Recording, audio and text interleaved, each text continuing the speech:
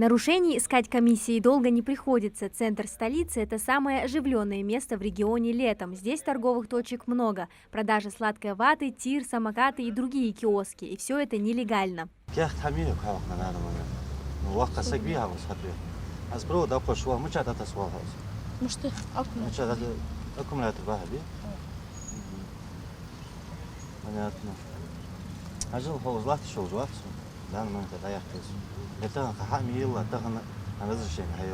Совместно с УФНС и Роспотребнадзором по республике с этого момента рейды будут проводиться дважды в неделю. Сегодня предупреждения, а уже с завтрашнего дня будут привлекать к административной ответственности. По нестационарным торговым объектам, по самовольное подключение к электричеству, нарушение на данный момент выявлен, нарушитель привлекается к административной ответственности по статье 14.1 КоАП РФ, и данное лицо будет привлекаться к административной ответственности, пока все нарушения не будут устранены. Во всей этой ситуации страдает не только экономика республики, но и покупатели, которым не выдается чек. Рейды продолжатся до тех пор, пока все предприниматели не начнут вести свою деятельность честно. Управление Роспотребнадзора проводит сегодняшнее мероприятие в составе комиссии по требованию прокуратуры Республики Ингушетия.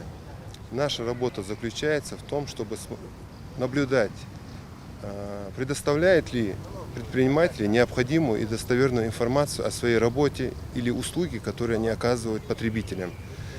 Если в случае мы увидим, что данная информация она не доводится до потребителей, то в отношении данных лиц нами будет объявлено предостережение о недопустимости нарушения обязательных требований. Решить проблему нелегального бизнеса всем предпринимателям будет скоро совсем легко. В ближайшее время заработает сайт, который позволит официально зарегистрировать свой бизнес, прикрепив необходимые документы онлайн. Об этом информируют в мэрии Магаса. Амина Зязикова, Сулейман Костоев, Магас 24.